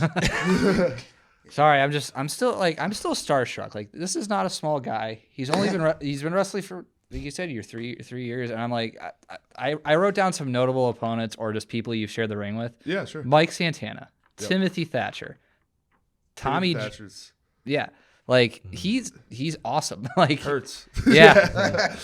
Tommy Dreamer. Yep. Gallus being both Bark and Joe Coffey. Yep. Elijah and Elias. The best. Jake Hager. Oh my gosh, I forgot I shared the ring with Jake Hager. Yeah. Cruel. Love Cruel. Microman, like we mentioned earlier. Love On top of that, we also had Swoggle. Yep. Matt Cardona. Yep. Masato Tanaka. Yep. Shane Douglas. Yeah, many times. Jeff Jarrett. Yep. And then quite recently, Joey Janela. Joe Janela. Yeah. Jinder Mahal's on there too. Yeah. Rhino. Yes, love Rhino. Oh, And Jake something. Yes, Jake something. And then there is one name that you're missing in there. That is the funniest name. It's Who did I miss? Tommy Rich. I did see something. I did see that, I think. Just because that was like the first time where I was like dumbfounded in the ring. It was Tommy Rich. This is like 6 months into my career. Mm-hmm. I was in a Survivor Series tag team match where I was on Tommy Rich's team against Shane Douglas's team. And this is in the middle of nowhere, West Virginia, in a garage. Just in some guy's garage. Oh, wow. So it's a Survivor Series style tag. Tommy Rich and Shane Douglas start the match. And Shane Douglas double legs Tommy Rich. And they start just pounding each other. They roll each other out of the ring and roll straight to their cars and drive to the airport and take the double count out. And then we had to finish the rest of the match. And I didn't get to say bye to him or nothing. That's like my whole experience at Tommy Rich. Like ultimate awesome moment. I learned that they had to do it because their flight was like leaving in like an hour and a half. So they had to go to the airport. But that like no one decided to tell me till the match was over. So that was just an unreal like moment to be a part of. I'm like, where did they go? Like, I'd feel like, where are my opponents and partner at currently? Like, they're just, oh no, they're on a plane right now. They're gone. They left. Yeah, we're in the middle of a match, guys. What do we do? No, that was a cool moment. That was something I'll never forget for sure. But I mean, just in 3 years, those names alone, like you have, like I said, Jeff Jarrett to Santana. Like these are crazy people just to be interacting with on the same show. Maybe they're not wrestling with them, but like Nick Nemeth will be on the next show that we're going to. For sure. So that's going to be a name. And like, obviously we've seen matches with Wes. Wes did say on the last podcast that you hadn't beaten him. I've never beat Wes. I don't think I've never beaten Wes. Yeah. So I've never beaten Wes. That actually infuriates me that I've never beaten Wes Barkley. He let us know. I love that you brought that up. yeah, he did let us know that. I was worried for Wes' safety if I mentioned that. So, Wes, anything that happens to you beyond this, I'm sorry. You saw the J-Lit finals, right? Yeah. Like he got lucky. Let's just say, had him beat, sit out, choke slam, whole deal. He caught me slipping. I mean, it's Maserati Wes Barkley, 2 steps ahead. That's my fault. Yeah. But you get it back. You brawled everywhere in that match. Back. Yeah, we'll get it back. You say you got to take care of the main event business first. And Yeah, then he'll get to West. I'll see him in the main. That's fine. Yeah. I'll see him in the main event. That's cool. Yeah. Both very big matches at this upcoming show, by the way. Yeah, this show's absolutely loaded. It's gonna be I a also new venue too. Like Yeah. new venue. It'll be very interesting with Chuck and because we're going into my hometown, like Akron guy. 3-3. Yeah. So, my people are gonna be there. So, and they're not gonna be booing me either. Yeah. So it's gonna be very John Cena, CM Punk type of vibe. So I'm very, I love it. I'm fully prepared to whatever the crowd brings. But I'm very interested to see when Team Chuck and Chuck's dad and all those people are not gonna be able to withstand the Akron people because they are rowdy. Like my people are rowdy, so I don't think they're gonna be ready. Like I'm not an Akroner. You three are, but I'll be, for Sam, I will be. Yeah, you should be. Unfortunately, I'm the only Clevelander here. You still claim you. Yeah, I'll accept it. You got the gear, so you pass. I'm rooting wherever Sam is. Wherever Sam is, I'm rooting for Sam. Hey, there we go. There we go. I'm telling you, we gonna go straight geared out. Let's talk about Santos. Let's talk about your boy Santos. Santos. Let me know like what kind of updates he gives you through his wrestling journey. Let's see. So, you are the number one name mentioned in his wrestling journey. Santos, if you're seeing this, please start doing moves more athletically. We really appreciate it. Come on. Let's see what he was talking about. He learned that he could take you to the airport after the one show. He was telling us all about that. Apparently, you need a ride to the airport, and you had asked a couple people, and he's like, "I was thinking about doing it." Yeah, I was saying he didn't take me to the airport. No. He should have. Yeah. No, I was in a real pickle that night. Yeah, because he was like, "Yeah, he's looking for a ride." He's like, "But we're supposed to go to the bar." I'm like, "You should have given him a ride." He's like, "No, I'm going to the bar." Yo, I can't wait. I'm glad you just said that because everyone's gonna hear that on the podcast, and you got your boy Heat now. Yeah, sorry, buddy. But no, everything's been good. Like Yeah. John was training to be a cop before this. Was he really? He stopped training to be a cop. He was like, we went to the first show we were at. He's like, I want to do this. He went up to talk to Isaiah Bronner at the show. Yeah. And then I think he was talking to Tyler Breeze before the show. Mm-hmm. Yep. Just didn't realize Tyler Breeze was on NXT and completely like Literally that week. yeah, just was like, so you miss being in WWE, and Tyler Breeze was like, I was on NXT Wednesday, like, Yeah. but he watched the whole show, like it was his first show, was that show, and he was like, I want to do this, and like was emailing in the middle of one of the matches, and then next thing you know, he's like, I'm starting training this week, and he started doing some other classes outside of that to hone his skill, and like he's full on in it. Yeah, that's good. That's good. That's funny that he was a cop because during my wrestling training, I was a firefighter, or I was in school to be a firefighter, and I dropped that. Yeah, just because I knew about the schedule, but I thought I could like make it work of the 24, 48. But I was like, I ain't even gonna risk it. Like, I'm just not doing it. Yeah, like John had used me for or Santos had used me for a reference and was like, hey, this cop's gonna be calling you. So a cop called me. I did a 30-minute interview, and then like 2 weeks later, he's like, I'm going full into it. I'm like, all right, Santos, we got your back. We believe in you. And he keeps asking me, he's like, you need to start training. You need to start training. I'm like, I don't know. I saw Mike Santana and Sam Holloway. And I don't know if I can do that one, buddy. I saw you. Has he talked about how sore he's been or anything yet? Right when he first started training, he's like, man, my shoulder's killing me. I'm like, you'll be okay, buddy. We believe you. People don't talk about the ropes ever. No, yeah, he did mention the ropes, and then he's like, I need to start doing the stair machine to get my cardio up. Yeah. I do it every day for 30 minutes. Yeah. Brutal.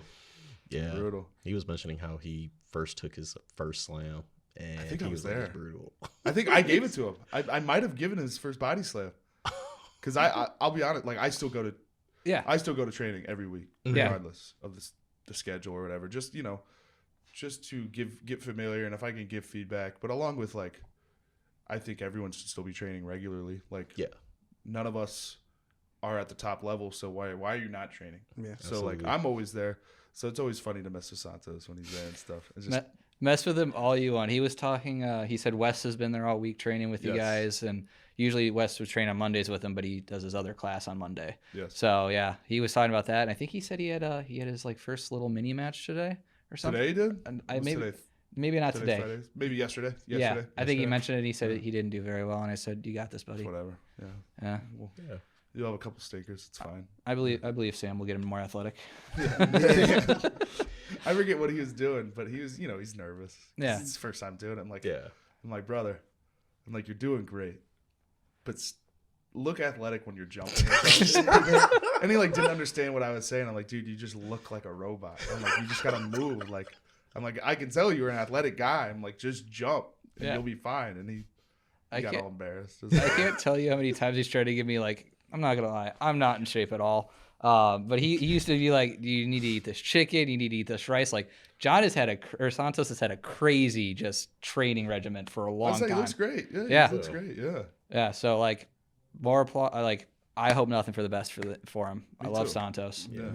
So I have not heard. He's not, and that's the one thing too. He's not said a negative thing about anything. Like even if like he may not have a bad day, he's like still going back tomorrow. Good. So That's awesome. yeah. So we will always cheer Santos on. Like big part of us. Yeah. For sure. From the outside, of course. I'm staying a civilian. When it's guys like Sam and Isaiah Bronner, I'm okay. I'm okay. I'm good where I stand. Yeah, I think you two are the most impressive men I've seen in the ring, like at these shows. Like I'm like, I don't want to train Santos. I don't want to be in the ring with those guys. Watch, he's going to be so determined that he's going to do a lion salt now. I love it. He should. He should do a lion salt. I'd love to see it. I'd love to catch him out of one. He was asking us he's like, I'm trying to think of like ideas for myself and some moves I could do, and I'm like, I don't know how to be a wrestler. He actually asked me for moves. That's funny. I just remember that he was asking me like, "Hey Sam, like, how did you come up with your moves?" And I'm like, Santos, you're gonna hate the way. Is it WWE 2K? Because that's what I told him. Yes, it is. I'm like, dude, you're gonna like come to like a brain fog and you're not gonna go any moves. I'm like, just go to the video game, whatever video game you got, and just scroll through the moves they have. And like, you're gonna see something that's sick that you've never seen before. And you're like, yeah, I want to do that. And you're there. You're gonna start doing it. That was the exact thing I said. I'm like, I'm not a wrestler, but maybe this is what I would do. I'm like, I know a lot of the indie guys do the mocap for it. Like, so I'm like, maybe there's, a guy who does something on the indies we've never seen, and then you look at it and you're like, oh, that's kind of cool, or something like that. 100%. It's just, it's the same. To me, like, it's the same thing as studying. Yeah. Like, you're just looking through these moves. I mean, you could go find the 20 best moves as some wrestler on YouTube. Like, why not you just go through every single move they have on the video game? Exactly. It's like 700 of them. Yeah. Like, you'll find something you like. And just drop kick alone. You don't drop a drop kick like Randy does. No. But both of yours look very impactful. Yeah. His might be drop kick 11, and yours is drop kick 28, but it's still the same drop kick. Drop kick 28. Man. I remember one year they had like 57 different versions of a choke slam, and it's like, how many do we need, guys? Right. It's just putting your own little flair on it. And yeah, he was mentioning that to us because he talks a lot about you. Dom is another big trainer he talks about. And then my buddy Mike attended our last show with us, so he was talking to Santos at the show, and he was like, my buddy Mike really likes Derek. Derek is my buddy Mike's favorite, and he was just like, I like that guy. The director. The director. He was one of the, so when I attended our first AIW show, I didn't know too many people there because it was my first show. Right. I knew like Colin, Delaney, the WWE, ECW guys, Bill Alfonso. But I knew Katie Arquette from, she was on ROH. Yep. Yes. And that's how I linked her to Derek. And I've watched all of Derek. I've been watching a bunch of Derek matches. You guys all have very similar crossover. So yeah, no, Derek was I was a part of Derek's like faction, if you want to call it, like my first 6 months in. It's like me, Derek, and the members only. I don't know if you guys have gotten to see them or not, but they just came back at this recent AIW show. They're my boys. They're good dudes. Gotcha. Man. Oh, wow. Yeah. I can't Be ready for wait. them. I'm ready. Be ready Like for them. They're good I dudes. can't wait for this next show. Like we've been texting. Me and Josh have been texting, and Lindsay, and just with everyone's with our crazy schedules, we haven't been able to talk as much. But we've been texting. It's just like I'm looking forward to this match. Jacob, who's one of our buddies. It's such a home, like almost like a home game feel. Yeah. Oh, it's gonna be a home game. It's a home game. Like, and everybody knows it's a home game too. It's the same. Everyone knows what the vibe's gonna be in Akron because I don't know if you guys have ever attended an Akron show, but it's always like a different vibe because everyone knows like Sam Holloway's crew is coming to the show. Yeah. So there's gonna be.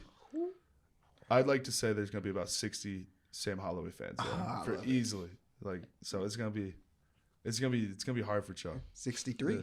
Yeah.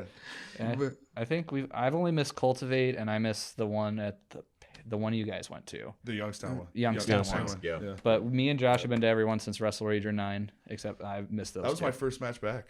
Really? Wrestle Rager 9. Well, I'm glad that we got to watch the Perfect first timing. match back. Yeah. That was I tore my PCL meniscus. Luckily, no surgery, but so I was out for about 6 to 8 weeks, and that was my first show back. Yeah. Wow. And that it was a 4-way, right? Yeah, it was me, Colin Delaney, Tyler Jordan, and Matt Cross. Yeah, That's right. Yeah. That's where Colin Delaney took now the second best choke slam that I've ever given. It recently just got beat by Mikey Montgomery. Mikey. Mikey. Man, it was like every show. Tyler Jordan, I'm in the crowd heckling his boots.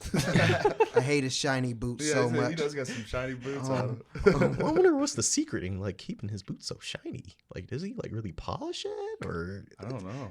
I know it's a weird I question, wouldn't- but I don't clean my boots, so like obviously I clean the inside, but I don't polish them or nothing. You don't see them. I got the pants on. Yeah. I mean, you guys got the chant going at the last one. Huh? Oh yeah, Youngstown. We heckled them on the boots. Oh, we were real bad that one. And then this not the last show, but which one? Black Friday. Black Friday. Yeah, that one. We got on his boots again because screw his boots. Were you the guys that were getting on Tyson Riggs about his gear? Yes. That was y'all? Yes, his stupid pants. I remember someone was like, everyone keeps yelling at Tyson Riggs for his gear. I'm like, well, who is it? And then now I know it's you guys. That's funny. Yeah. That was That's funny. We had our guy because I'll give him props though. Because he's had those white pants for like a year now. And they're still clean. Like, they are still white, which is unbelievable. Like, you'll never see me rocking white gear just because of that sole reason. Of keeping it clean. All right, good to know. Yeah, no, this with these, like, we're just talking about indie stuff, but like, Colin Delaney has been on most of these shows. And like, Colin Delaney obviously was not, John Cena in WWE, but I always like seeing him. And it's such a departure from that WWE stance. So like, when you have these guys who may be more indie based, where they're not like the Ellsworths, the Colin Delaneys, who've made more of their name on the indie scene. Is there somebody like there that we may be missing that we haven't seen in a while that you always like wrestling with? Within AIW, I would say his tag team partner in Cheech. Like, he's someone else that is super knowledgeable of the sport. So like getting the opportunity to wrestle either one of them is like, you're going to learn a ton. And at the last show, I just enjoy sitting and watching the show with Colin Delaney and Cheech just because they are so smart. And I would say like they're probably the two smartest heads at AIW for sure. Like trainer, wrestler, like watcher, like they know so much. So like being able to just sit there and like, hey, I'm going to sit next to Colin and Cheech and just watch this match and hear what they have to say is something like you'll never get back type thing. So it's great. Like those guys are awesome. All right, maybe I can take a backdrop or something just so I can have that experience. One day I'll be put through a table, hopefully, maybe. That sucks. I wouldn't say hopefully, but if it happens, it happens. But man, how many times have you been put through a table or door? There's a lot of doors. There's a lot of doors. 2 weeks ago. I'd say 20. Wow. How many people are putting you through tables? I'm just saying. Like, Josh Bishop's put me through a lot. That would make sense. Put me through a lot of tables. That would make sense. I think Elijah has put me through a table. He sent me with 2 guitars. Jeff Jarrett put me through a table. Him or Satnam. Cardona put me through one. Man.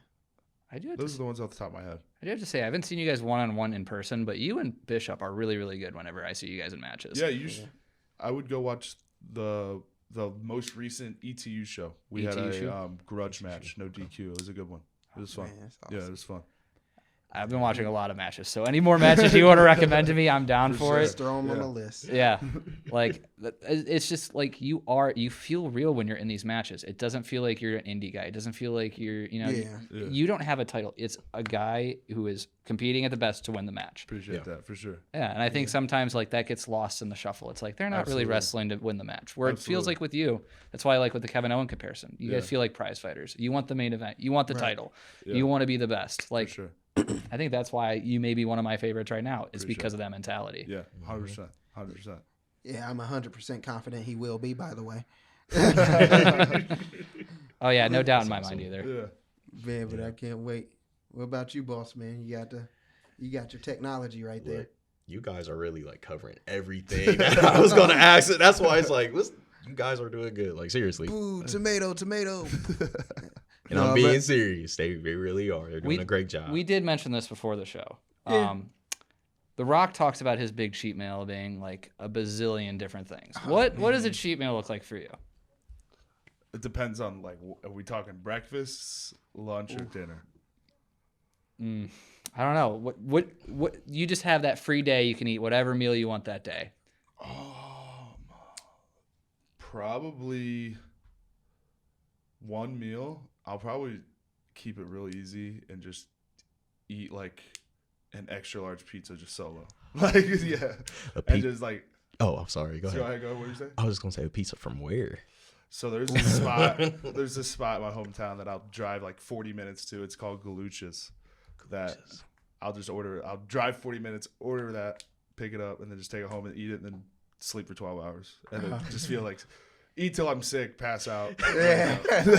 What's the go-to topping? I usually just keep it easy, just pepperoni. Pepperoni. Sure. Or if like crazy, it'd be like their mac and cheese one. I respect it. Those are my two favorite. Like, there's I work at a car dealership, and there's a guy who comes in and like literally like, hey, I'm selling pizzas for like $5, and those are the two flavors I always get. Yeah, so yeah. I respect it. $5 Yeah, for a pizza? they're It's not personal bad. little Oh, penny pan pizzas, but yeah, $5 for a pizza. And it's like Wednesday at 11 o'clock in the morning. I know exactly what I'm eating. It's crazy. But I just downed the pieces yesterday. I checked of course I checked with my boys first, and they didn't want it.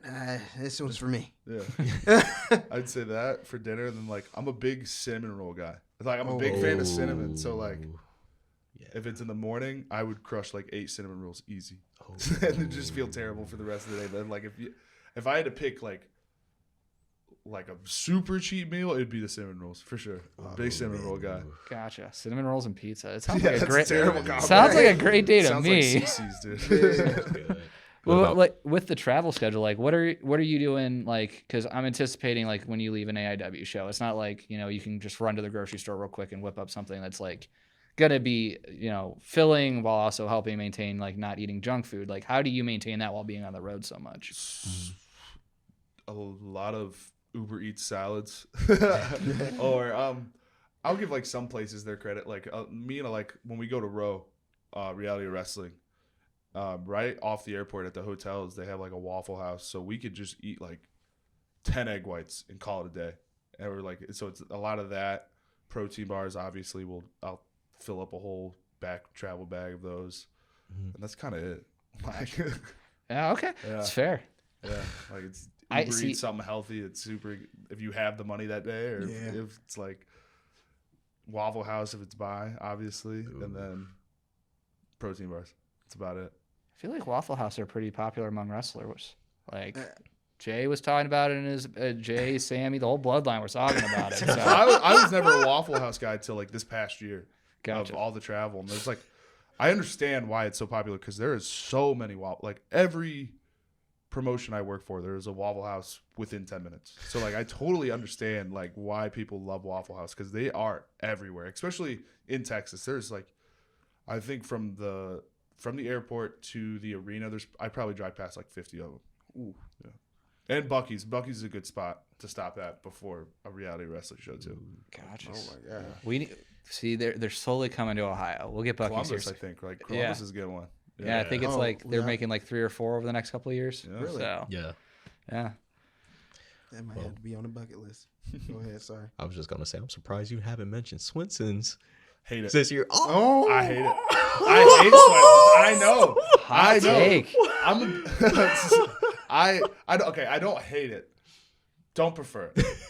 Just because they're so small. Like I'm a big dude. So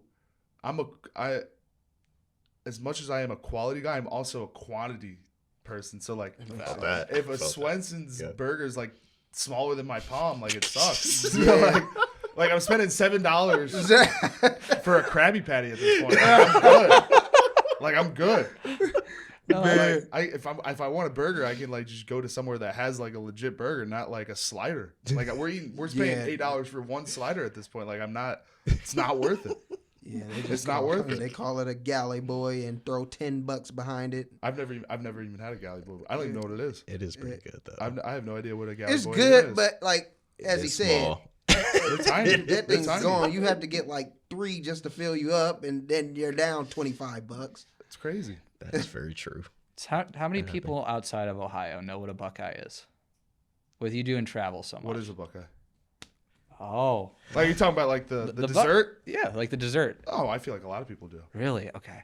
Because I heard that was like a very Ohio thing. That like even that dessert is an Ohio thing, not just the nut. It's like just curious. Is it a nut? I didn't know Yeah, it was it's a nut, and then idea. they make it into like this like chocolate. I Peanut just butter knew it candy. for like the chocolate peanut butter thing. Yeah. I didn't know it was an actual nut. That's Yeah. great. That makes sense though. Yeah. But I feel like everybody knows what those are. I don't know. I just curious. I know it's a very Ohio thing. So, or There's a lot of Ohio things though. Yeah. what's the other one? Yeah. The oop or whatever, or the ope or whatever it Ope. is. Oh, yeah. Excuse me. Yeah. I do catch myself saying that all the time too. Like, Man, speaking of food, have you ever tried Filipino food, Sam?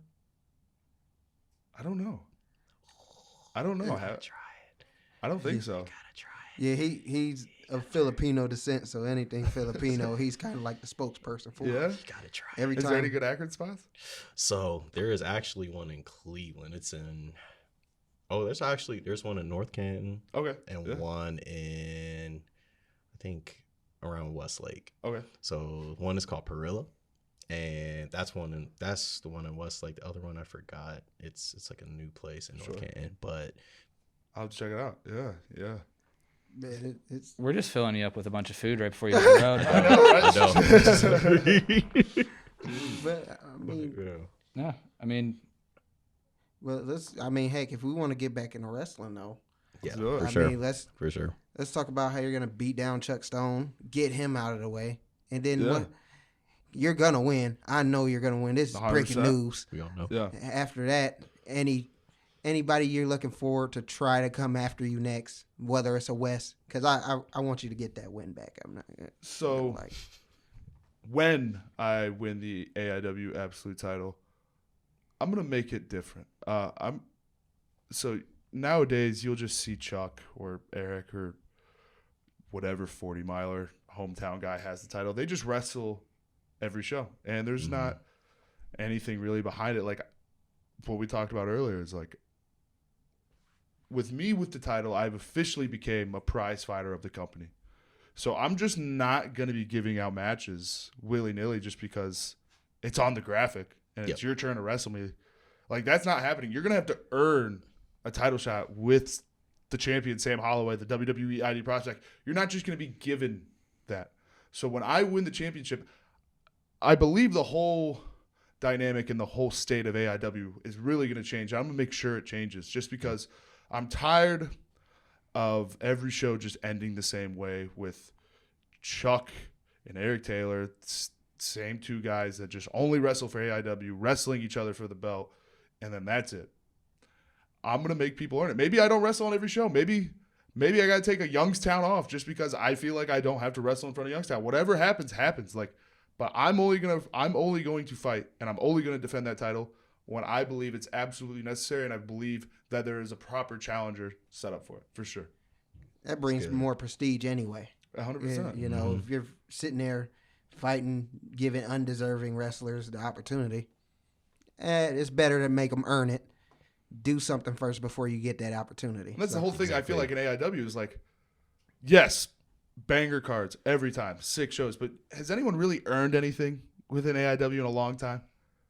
At least if you guys, I'll give one person their flowers, and that I'll give it to Wes. He did earn the JT Lightning Trophy, but that's every year. That's the only thing that people are earning nowadays is a championship for a guy that I don't even know. I don't know who JT Lightning is, and to be honest, I don't really care for JT Lightning because I know nothing about him.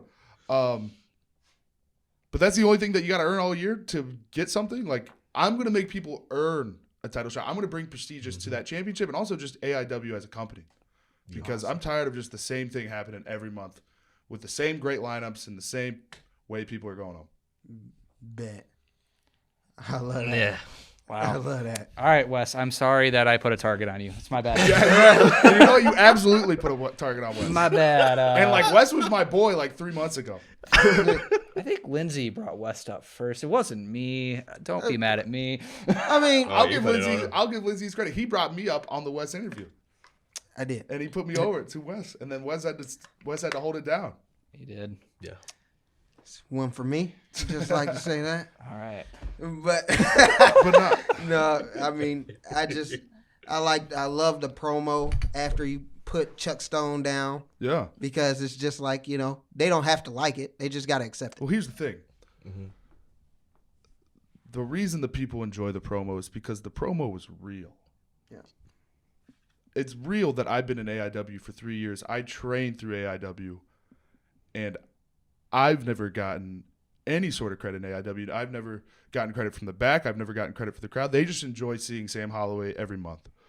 But everywhere else around the world, I've been able to grow, get title opportunities, win titles, regardless of where it's at. So now, within AIW, I'm finally letting everyone see what I really am. I'm tired of holding myself back. And everything that I said in that promo is 100% true. Yeah. Chuck Stone only wrestles in AIW. His dad is the laughing stock of shows because of how intoxicated he gets. His son already has one of my shirts on the way that he will probably be wearing at the Akron show, whether Chuck likes it or not. Man. So I'm just here to change the landscape because I do believe that I'm the best thing that's happened to the Cleveland wrestling scene ever. Talk about JT Lightning. I bet you more people know who Sam Holloway is compared to JT Lightning. Who in the Cleveland wrestling scene has done what I've done in the 3.5 years of them debuting? No one. No one. Nada. I love it. And that's not me being, that's me being humble. Like it is a fact of that. I've only been doing this for 3.5 years, and I'm the most successful wrestler ever in the Cleveland wrestling scene. It's facts. Yeah. And that's why we're here right now. I can't think of anybody else. Yeah. No, you are the best in the Cleveland area. I'd argue the whole Great Lakes area. Yeah. I mean, what's in Michigan? I mean, Yeah. I mean, like, what are we talking about? Yeah, and there's nothing in Michigan. North. No. But no, I'm going to walk in next Saturday, the best guy in the arena, which, because everybody knows I am, then I'm going to walk out the champion, just like everyone knows I should. And for Chuck, yeah, it is going to feel like an away game, but it is what it is, dude. Like, people are ready for a change. My people are going to be there. It's not going to be a good day for him. Like I said, I'll be an Akron guy that night. Yeah. I mean, at the end of the day, he got to face the facts that reality is coming. It, step aside, Yep. and you don't have a choice. Keep going. So all I'm saying is, once he puts him down, we'll be in the crowd. The crowd will go nuts, and then we'll laugh at him as he walks back with his dad, and whether he's intoxicated and maybe he has to carry his dad out, whatever the situation may be. And we're gonna point and laugh. There it is. And then y'all will be the first people to take a picture with the title. I love it. Oh, yeah. Down There for is. it. There it is. I love it. I got this. We'll We're be not booing folding just as either. well. No, we will not be. We will be in the shirts. We will be ready to go. Man. We will be the loudest. 100%. Exactly. Get your tickets, guys. Sir. Absolutely. Get your tickets. Get your tickets. It's about to be hectic. I'm hyped now. I Dolph might Ziggler run on the through a show? wall. Yep. My boy Alec Price on the show. It's going to be a stacked lineup. Paul London, I believe, is back. I hope. If he's not, please cut it. I believe he's there, though. I talked to him. He's there. Yeah. Oh, yeah. Yeah. You got Don. You got Derek. It's also a killer name, Malice in the Palace. Like, Yeah. I mean, I'm stellar. an NBA guy. I love Yeah, it. Yeah. I big remember NBA that guy. one. Yeah. Big NBA guy. You say you remember that one. How old are you? Huh? I'm 29. Well, What 29 year tomorrow. did the Malice happen? 29 tomorrow? Yeah. Nice, dude. Congrats. Appreciate it. Happy birthday. That's lit. Early 2000s, mid That was 2000s. 2005, right? 2005. it was, okay. It's somewhere around there because it's Ben Wallace and Ron Artest. Ron Artest lays up on a stanchion. Fan clocks him with a beer or whatever, and he just goes into the crowd, starts swinging. Crazy. Oh man, Jermaine O'Neal, Steven Jackson gets hit with alcohol. And, dude, I couldn't believe it. I was a kid, like, this is not basketball. This is WWE? Yeah. Like Stone Cold Steve Austin made an appearance on the court. But man, Yeah. No, it's a sweet name, though. Yeah. Big fan of the name. oh my God. Yeah. Do you have a couple quiz questions for our boy? Oh, yeah. Most definitely. All right. So we're going to close this out. So question 1. You won one of your major championships in Detroit, Michigan. Which title did you win there? In Detroit? I won a title in Detroit, Michigan. Oh, brother. Oh, no. Oh, no. Alpha One, no. IWC, no.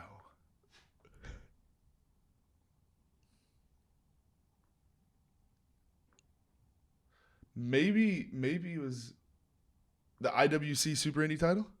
So it is the Greek Town Championship. You're wrong, brother. What? In Detroit? My brother, I think you got it wrong. Oh yeah, I do got it wrong. You got it wrong. Failure. I was like, that's Toronto. Shame.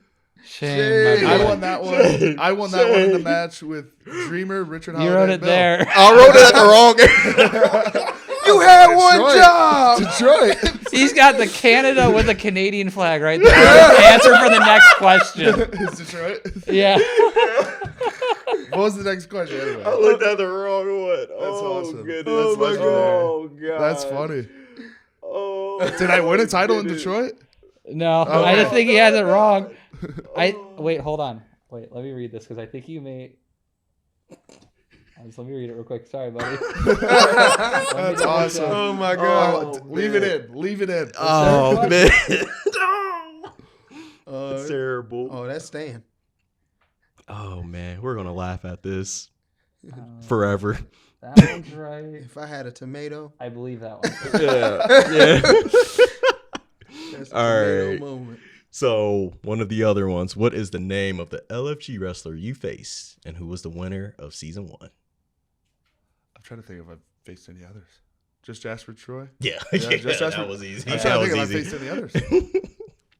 And one of them is another one. Who was your tag team partner when you won the IWC Tag Team Championship? So this is the trick question. I don't know if you guys know this is a trick question or not. I never won the IWC Tag Team Championship. Oh, wow. I did win it, but it was because of the New Day / Freebird rule. Gotcha. So back in the day, it was me, Derek Dillinger, and Wes Barkley riding hot in IWC, and Derek had to go compete at Ring of Honor. So we got granted the Freebird rule, so I had to wrestle 3 times that night, where I had to, I believe I wrestled Elijah, defended the tag team championships, and then I had to wrestle Marcus Mathers in the main event. Dude. Wow. So I think Derek owes you a big favor. yeah, no, I agree. I'm an IWC tag team champion because of it. Oh man. But I never, if I had to guess who they beat, I would want to say Channing Decker and Trent Gibson. Yes. They did. Okay, yeah, I was there. I think I ran in. I don't know if you guys saw the match, but I ran in, choke slam Channing Decker, and put Derek on top of Channing Decker. Man. Mm-hmm. Oh my god. That's crazy. Yeah. We'll fact check the next time we do a quiz. Oh man. Wild 3 I years, hated dude. so. Wild 3 years. But yeah. Yeah. But that's the end of the episode. Go. Sam, we appreciate you for joining us. appreciate y'all. Thank you so much. Yeah, appreciate y'all. Yeah, Appreciate you did awesome. But other than that, like and subscribe. That's Wrestling that with Progression. And Sam, we're out. Yes, sir. Yes, sir. Ooh la la la. Ooh la la la. When does the camera ever cut off when you do that?